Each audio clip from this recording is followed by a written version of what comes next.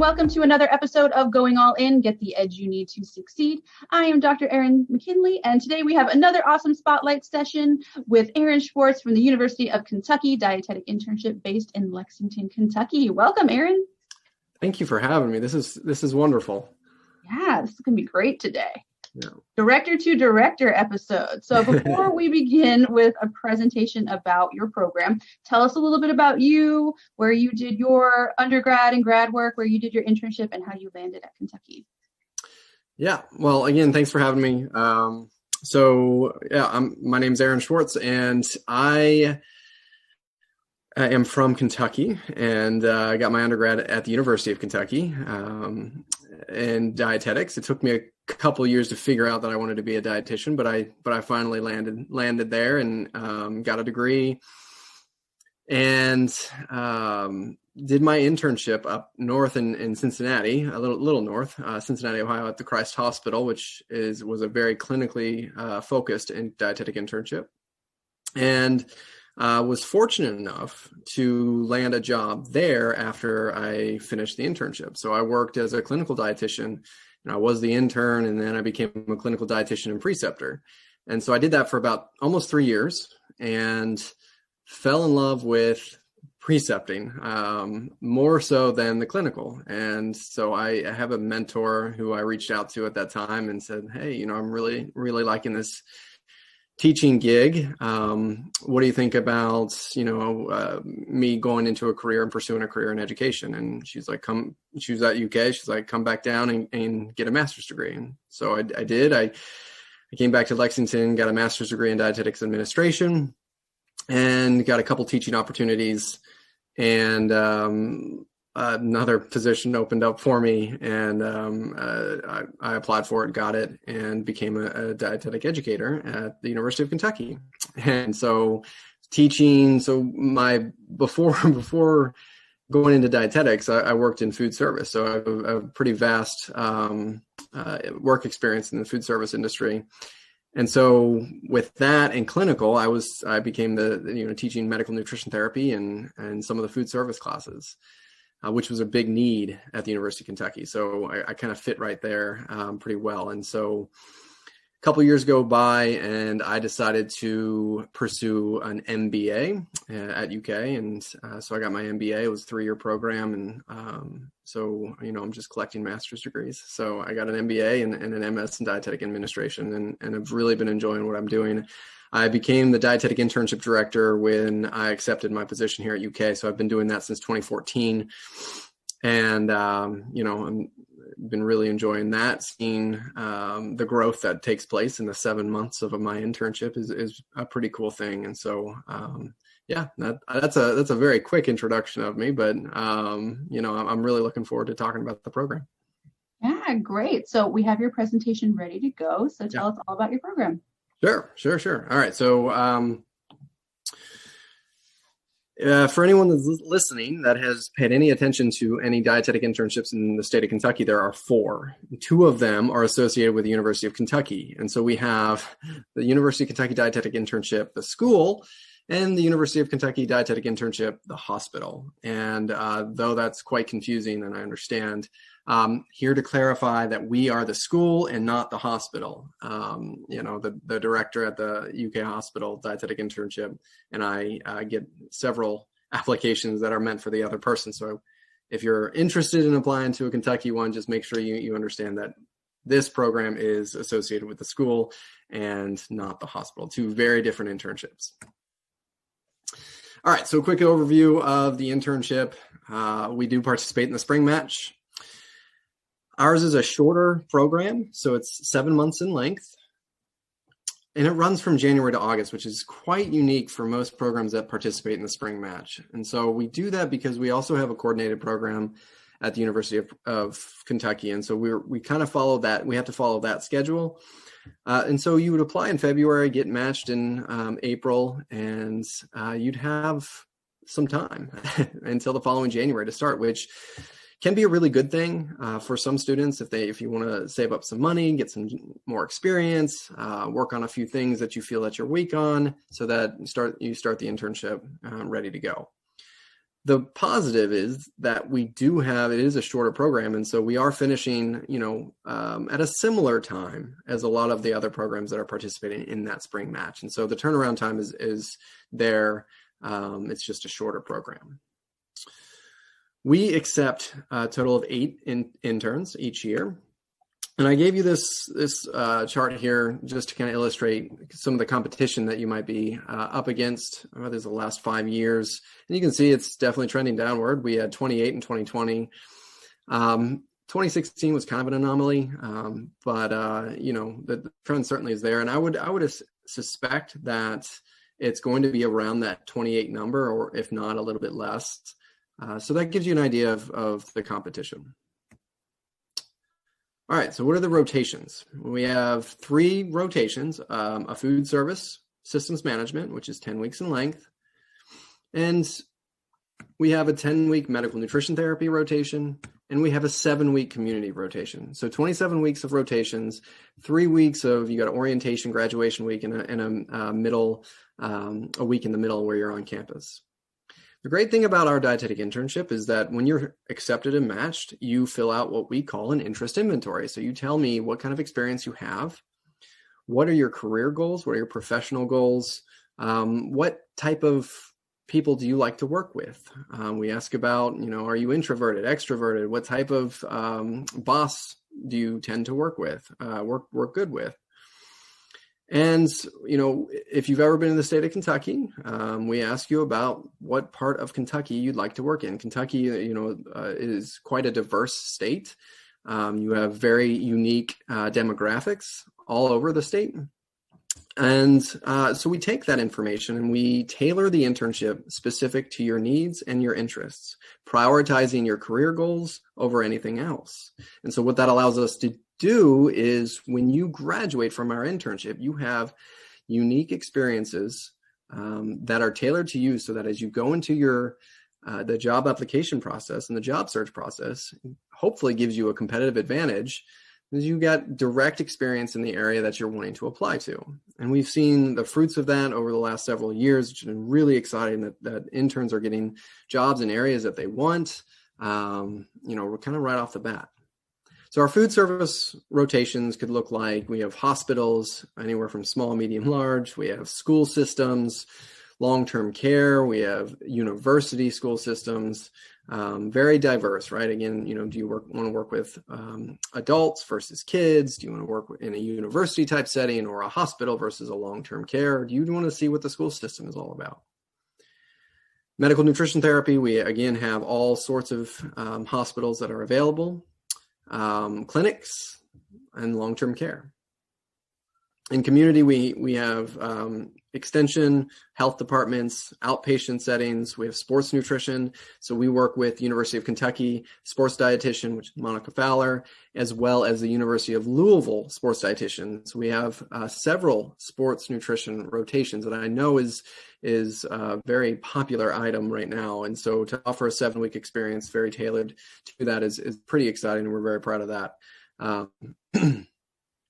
So that kind of gives you an idea of the 3 main rotations. And again, you can be placed all over the state of Kentucky, right? So how do we allow that to go? Because you may be thinking, well, where am I going to live? Where am I going to stay?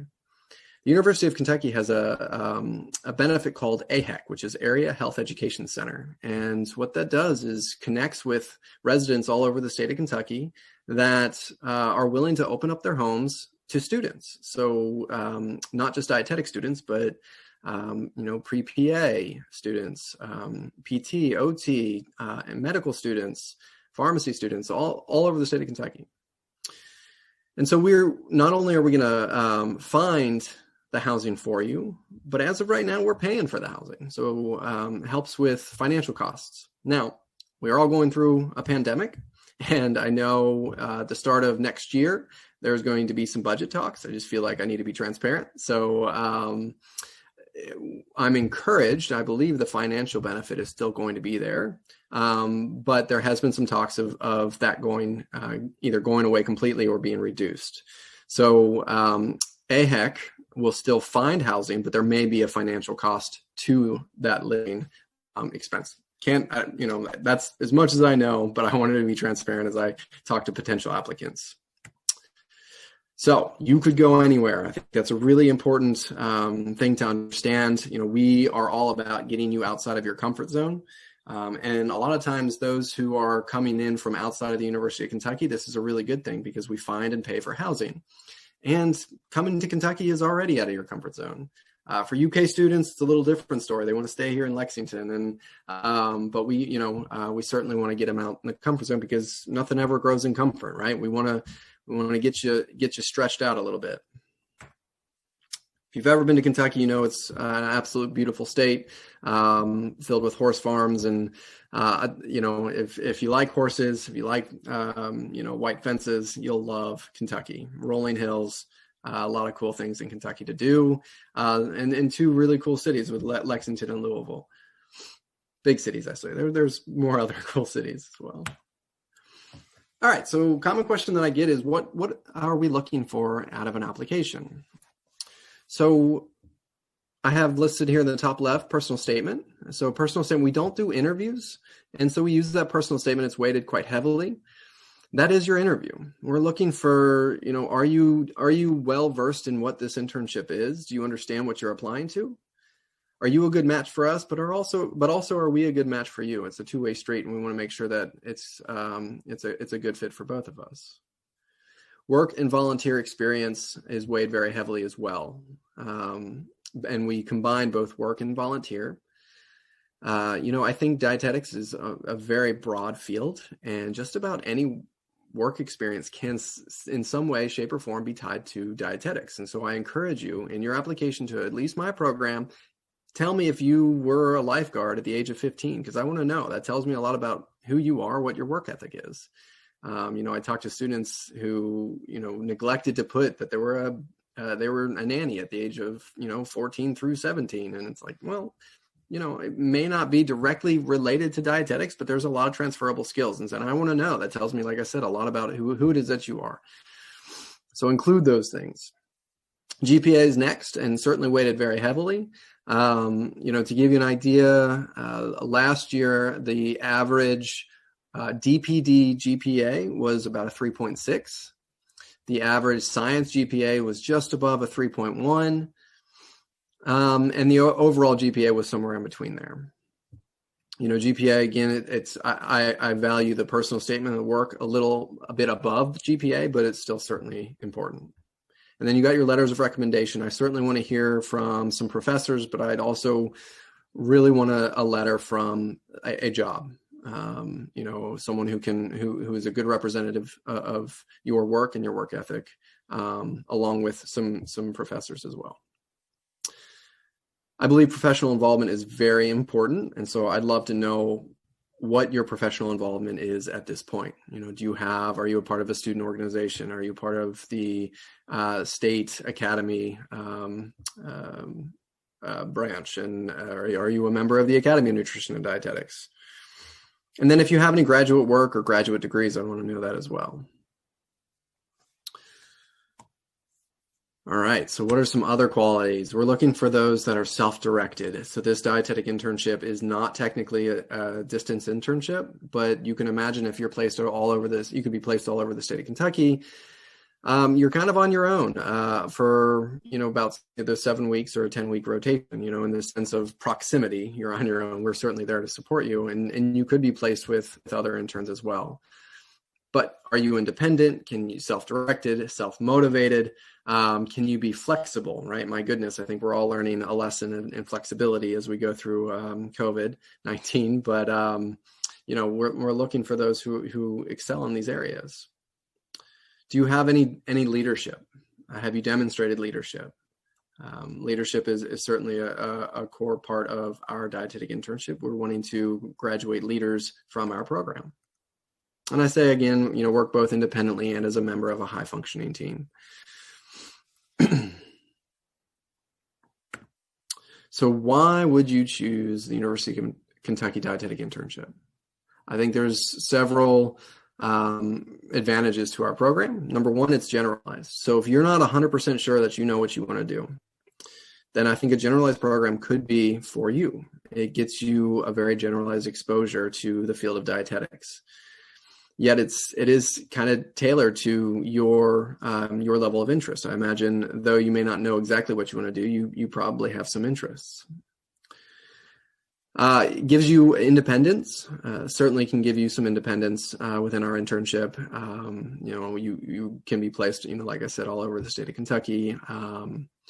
And though you have our support, there are also times you are going to be on your own as well. Housing support. So again, with that area health education center is a huge boon to our program. Not only are we finding your housing, but we're paying for it as well. Again, at this point, networking. I'll include these last two, number 4 and 5, networking and individualized. So we have a huge network of preceptors that we work with. And you're going to be placed in areas that are of interest to you and tailored to your professional goals. And so not only are you going to be building a large network, but you're going to be building a large network in the areas that interest you. I have, our interns graduated this August, and, I'm hearing several of my interns are connecting with me about how their preceptor, I had a student just text me today. It was his first day. At an extension position. He actually moved to Maine to get it, but his community preceptor really helped him out with not only building his application, but with the interview and really helped him out throughout that process. And so it was that network that really helped get him that job. So we're really excited about that.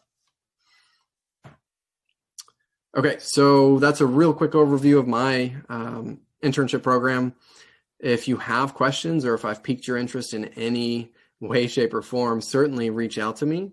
There are many ways that you can connect with me via email, telephone. You visit our website for more information. Our handbook's on there, and I'd love to chat with you. I think with this internship being housed at the University of Kentucky, most of my applicants are coming from the University of Kentucky, but if you look over the last 3-4 years, I've accepted several students outside of the University of Kentucky, and I love it. And those students are doing so well.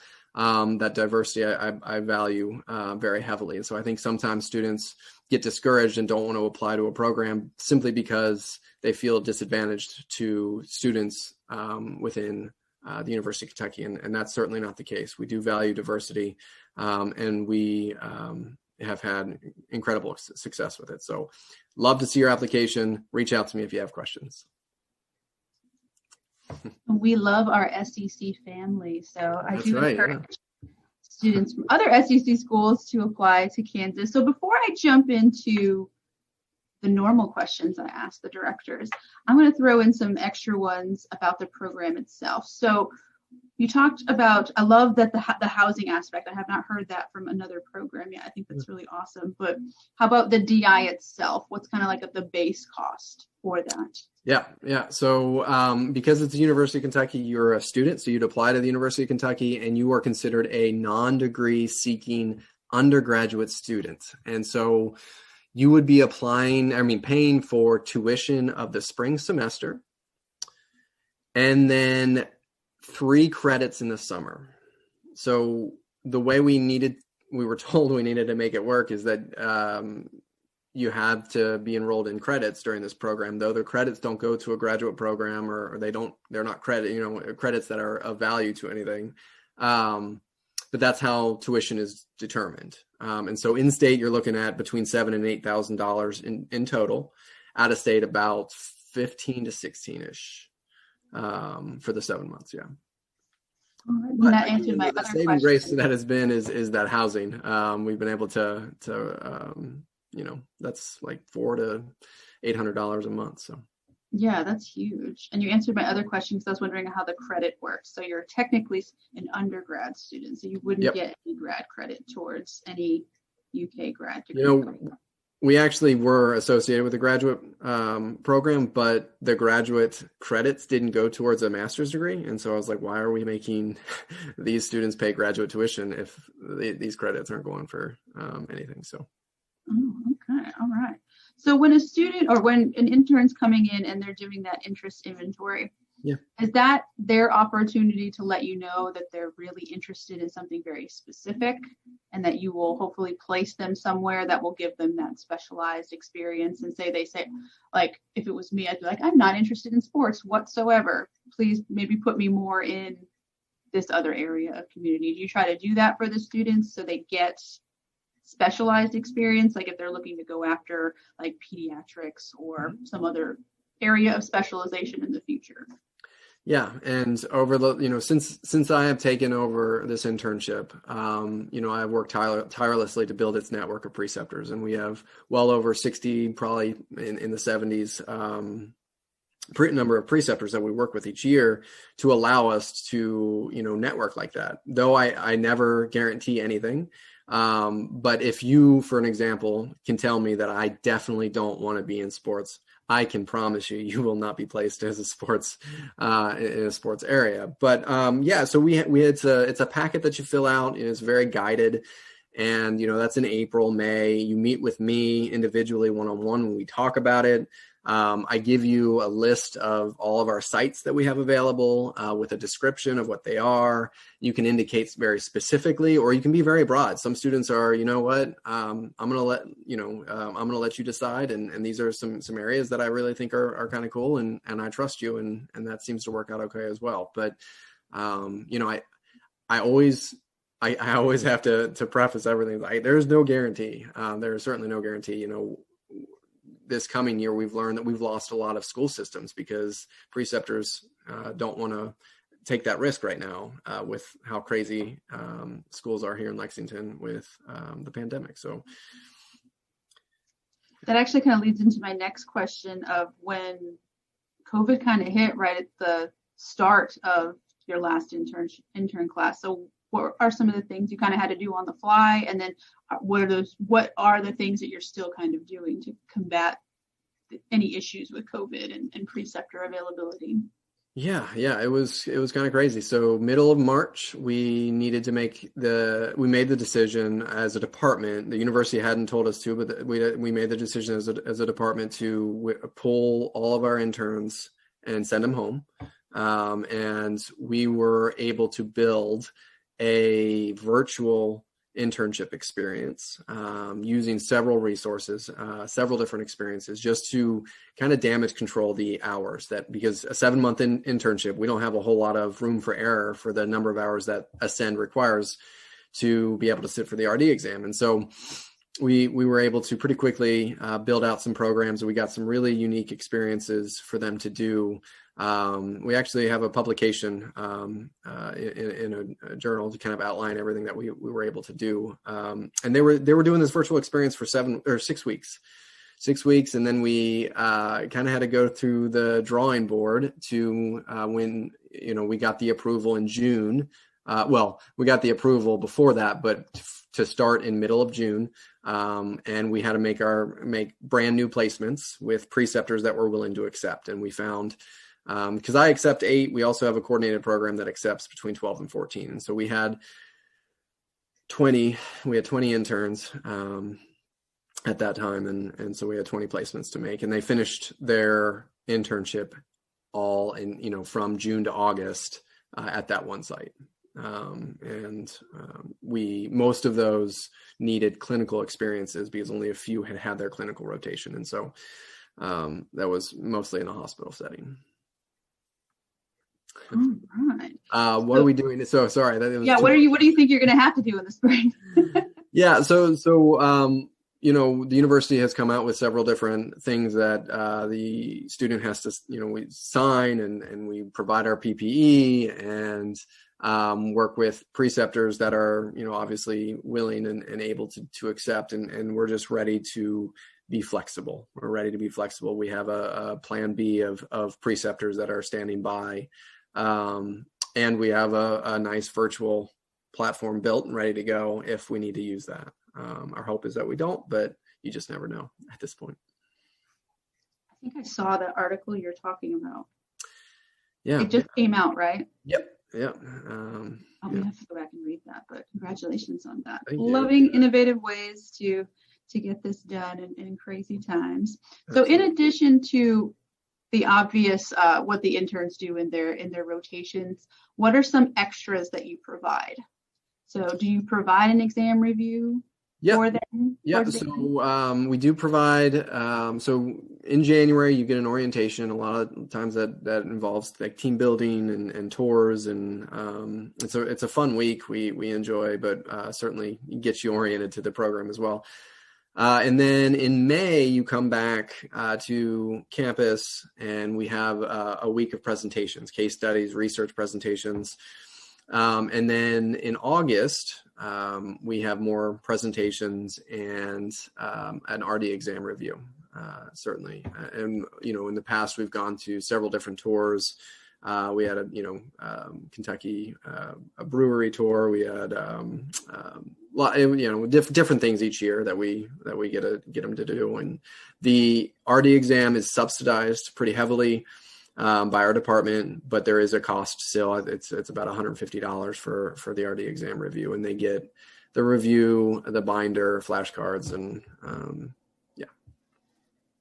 So talk a little bit about the negotiation stuff, because this is what you're becoming known for, Aaron. So you have to talk about because I really think it is a niche that your internship is providing to the interns. So talk a little bit about like what you do for your interns as far as well, thanks for leading that. So if I'm not going to sell myself, you're going to sell me. No, one thing over the last several years that I've incorporated, is negotiating, is equipping my interns with the ability to leverage their credential, communicate their value to employers. And it has been incredibly well received. It is a need for anybody really, but dietetic students, dietetic interns especially, to understand how to go into a negotiation for a job. And even beyond that, just being able to be confident in who you are as you go into, like, if you're going to start a clinical job, like, you should be able to be confident enough to go into an interdisciplinary rounds and stand up for your patient. That is, I can speak as a dietetic intern. When I first started as a clinical dietitian, even, and now as a dietetic internship director, I see this firsthand. I'm painting with a broad brush, but most interns, most students, and most entry level professionals lack that ability, that confidence, and so we do quite a bit in that graduation week to learn that skill set, and it's certainly a passion of mine to fill that need, fill that gap, and hopefully move the profession forward in the process. It came up a lot at Fancy this year, and a lot of because diversity was a huge topic this year, obviously. And the word negotiation and standing up for ourselves came up a lot, with hopefully more interns and more entry level RDs learning how to negotiate and how to be confident. And that's what's going to help, hopefully, with the diversity issue that we know we have, is that a lot of students just don't know how to stand up for themselves in their undergrads and throughout their schooling and into their careers. And I'm just excited that someone's doing what you're doing. I'm hoping others who have similar backgrounds will start to either start doing that in their internships, or bring in a professional, just like we bring in the exam review people. Bring in the professionals that will teach our students and our interns how to do these things. I think. Can I put in a teaser? Yeah. So one thing I'm currently working on right now that kind of goes definitely directly goes towards that as well is I'm going to make my interns create a website for themselves, where they're going to have an electronic portfolio, where they're going to have a blog, where they're going to be able to put their resume and really tailor it to, as a conversation piece for an employer. There's going to be a resume workshop that I'm going to be meeting with each intern one-on-one to go through their resume. I nerd out on this stuff, right? I love building resumes. I love, writing cover letters and personal statements. And so I'm incorporating that in the internship, and we're certainly working out the kinks there. And it'll be ready for January. I'm very excited about it. That's awesome. And you're not the only, I think our younger generation of directors, we all nerd out on resumes and personal statements. I nerd out on skill building and having tangible skills other than the nutrition information. Like I want you to know how to speak to people, to listen, to interact. That's what I nerd out over. And my students can attest to that very much. I'm really good at knowing this nutrition stuff, but how do we communicate it? Right? Yeah. Exactly. All right. So I'm going to jump into the top 5 questions that I ask all directors that come on the podcast. And these were put together with the help of some of my students. I reached out to them and wanted them to let me know what they really wanted to know directly from directors. So the first question is there a particular thing that you just love to see when you're reading a personal statement? Yes, it is that about my program, right? You can say, hey, I watched a podcast and learned that your program is this. And, it's when you are coming from outside of the University of Kentucky, the risk is whether or not you know about the program. Because if I accept you and you come in and thinking that you're going to be in Lexington and on a campus for 7 months, right? That's a hard conversation to have. And so you should want to be in a broad program, and understand that you could be placed anywhere in the state of Kentucky. So if you can demonstrate that you have done a little bit of due diligence and a little bit of research on the program, that goes a very long way. No, it doesn't seem like it matters how much I talk about it in my recruitment. I don't see it that often. And so you really, really will set yourself apart. We have a committee, and everyone on the committee is like, hey, this person actually seems like they know our internship. And because if you aren't able to communicate that, then I don't know how excited you might be about this program, right? So I think that's probably the biggest advice that I could give you is in your personal statement to be able to communicate that you understand what this program is and why you like it, right? All right, perfect. So the second question is a true or false question. So true or false, an applicant's resume should always be 1 page and 1 page only. Either way, why? Okay. I say false. And I think the rule of thumb that I go and I teach my interns is if you're going to go a second page, that second page needs to be more than half a page. So if you're at 50% or less of that second page, cut it back to 1 page or figure out how to make it 2 pages without just, the obvious fluff, right? It should be valuable, but I have no problem with a 2-page or even 3-page resume. Some of my applicants are non-traditional, and I want to know what you've done. So I don't have any problems with a long resume. I don't want to see a quarter of a page. I agree with you on that one, 100%. All right, so number 3, what is one thing that an applicant may do that's a total deal breaker for you? So either in their application, in some sort of way you're interacting with them, some sort of red flag comes up. And you're like, I don't think that this person would be a good fit for our program. If there is some demonstration of a lack of maturity, that is a big red flag amongst the the committee as a whole.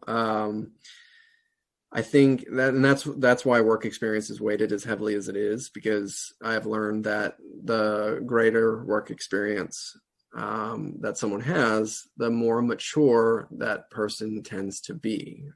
That's not a blanket statement. That doesn't mean if you don't have a lot of work experience, you shouldn't apply. But I think maturity is an issue that we've run into in the past. And so if you don't have a lot of work experience, I think you certainly want to be able to communicate a level of, professionalism and maturity within your personal statement. And I think you do that by doing your research, connecting with me, right? Send me an email and let's have a conversation and, include that in your personal statement. I want to, that you've so I think there are ways around it, but if you don't have a whole lot of work experience, but that's certainly a deal breaker if there is some degree of immaturity. I think that's probably the biggest thing that we talk about as a committee.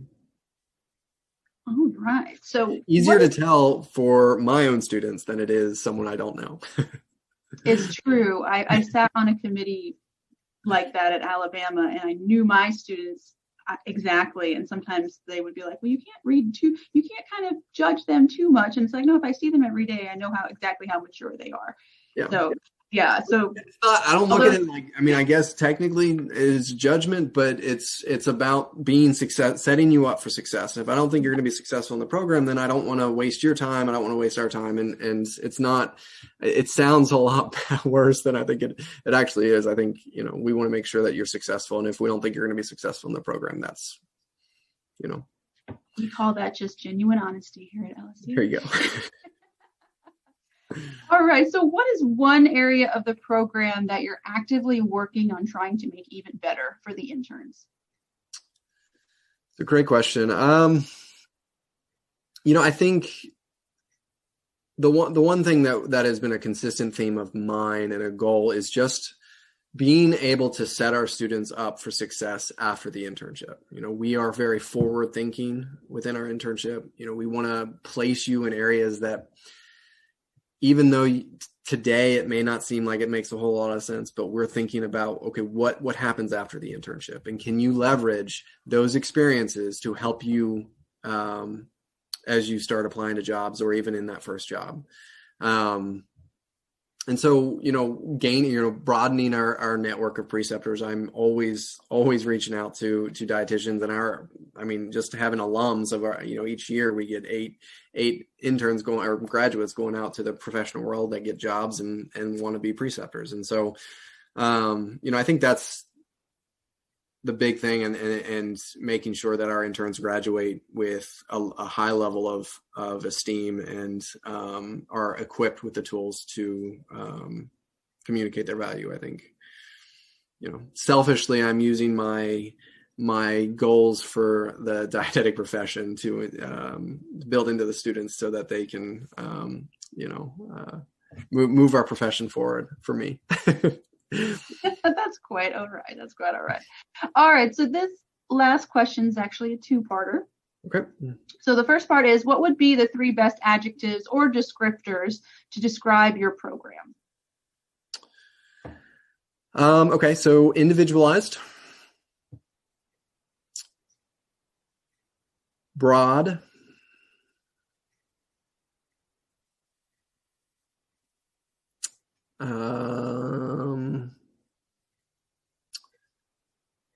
I think I'll say unique.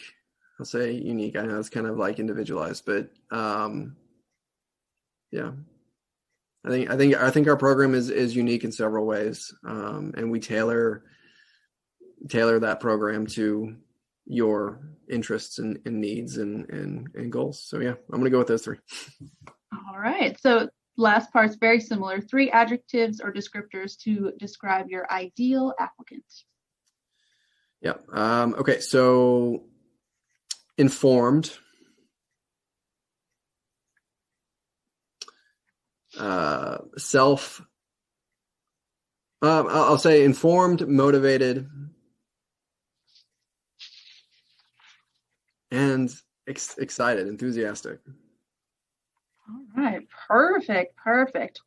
So those are all the questions that I have. So to close us out tonight, Aaron, just kind of give us one little last message to potential applicants this year. Yeah. So it's a crazy year. But it's going to be, we've talked about this a little bit before the show started. I think with this pandemic, I know a lot of students are questioning whether or not to apply. I strongly encourage you to apply,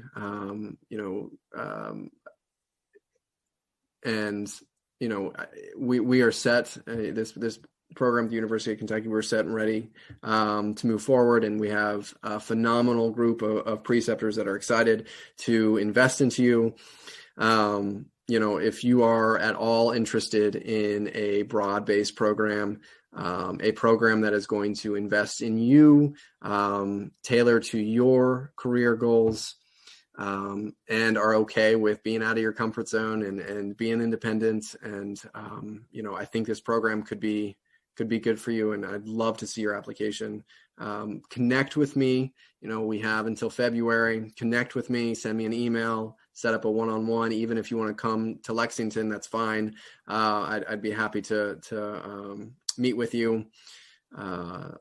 But, get your application in, and I'd love to see it.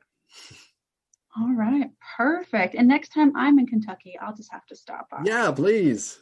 My husband has a barrel at Maker's Mark that's ready next year. We'll be up that way. Oh, man. Nice. Well, thank you so much for being with me tonight. Do you have anything else you want to mention before we close out?